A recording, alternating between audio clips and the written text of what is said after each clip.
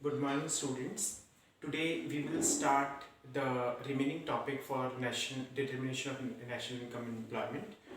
So, yesterday we have learnt about the consumption function and its numerical.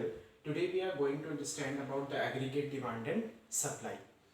So, aggregate demand. First of all, I just want to tell you what is aggregate demand. AD. Aggregate demand means the total demand for final goods in economy during an accounting year. Total demand for final goods in an economy during an accounting year. So whatever total demand of final goods in an economy during an accounting year, that is termed as aggregate demand.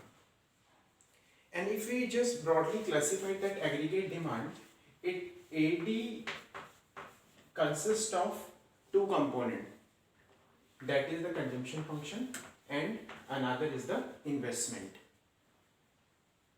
As we know that this consumption function C is equal to C dash plus by. So substituting this value of C from here in equation 1, what we can do?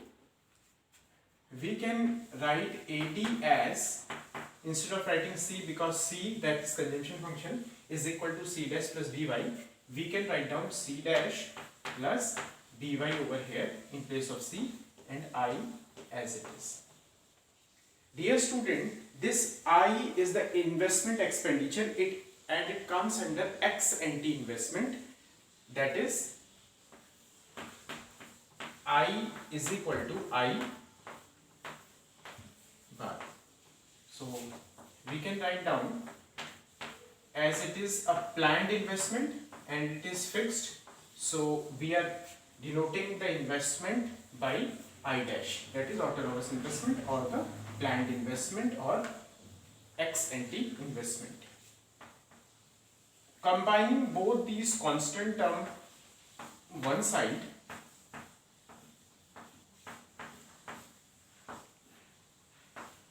our aggregate demand will be equal to, in place of writing C dash plus I dash, we can write down A dash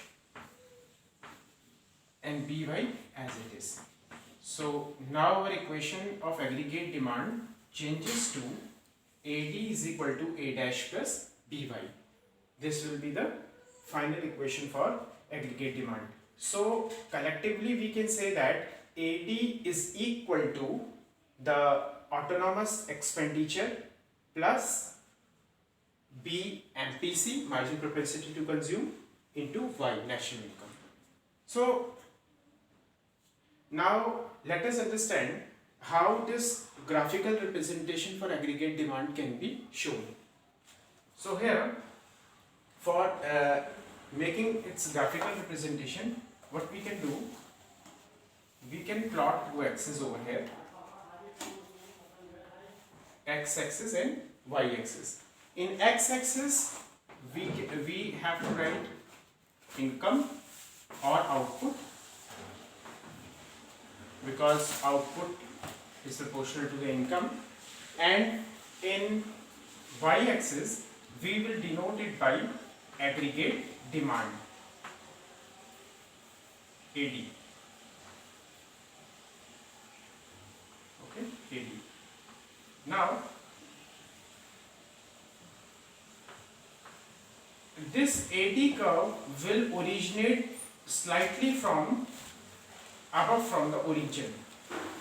Why is it so? Because the equation of AD shows that there is some fixed or an autonomous expenditure which is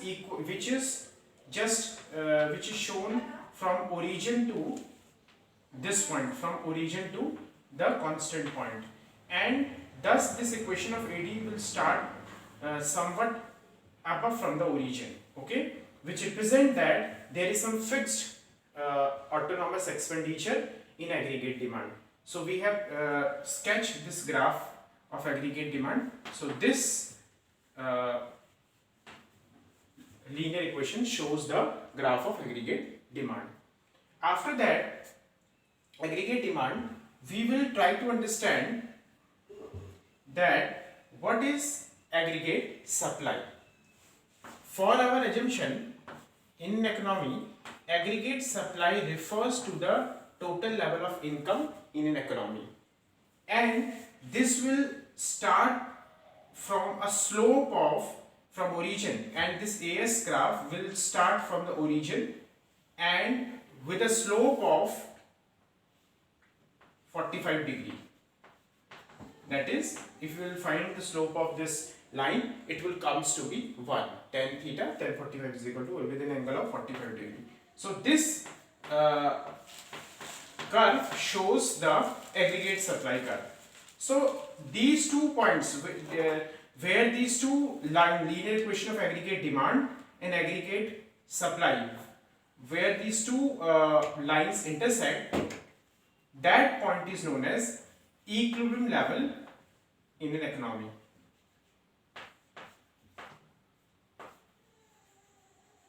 Equilibrium level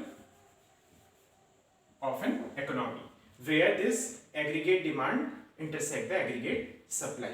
Okay, where this aggregate demand intersect the aggregate supply, that point is known as equilibrium level in an economy. So this is how we have divided, we have shown that aggregate demand is have two component, that is one for the consumption function and consumption, and another for the investment. Further, as we know that consumption function C is equal to C dash plus By, in place of C we have written C dash plus By and plus I investment. As we know that this investment is ex ante investment, that is planned due to the assumption of two sector economy, and in place of I we have written I dash autonomous investment. Collecting those two autonomous component one in one place, we can write down two autonomous constant values C dash plus I dash as A dash as an autonomous expenditure, and plus By. B is the margin propensity to consume and Y is the national income. So the equation which turned for the aggregate demand with new equation is this: AD is equal to A dash plus By, and this linear equation can be represented graphically also, as I have stated over here. Then I have drawn the aggregate supply curve also. This aggregate supply refers to the total level of income of an economy, total level of national income in economy. Thus I have taken AS equal to Y and then plotted a graph for AS also. One thing to be noted, that aggregate supply, that income level of an economy, have a slope of 45 degree, have a slope of 1, or you can say have a slope with an angle of 45 degree.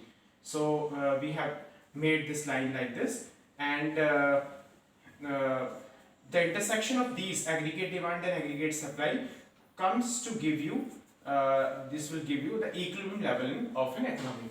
Equilibrium level of an economy, as you are looking, that it is a point where AD is equal to AS.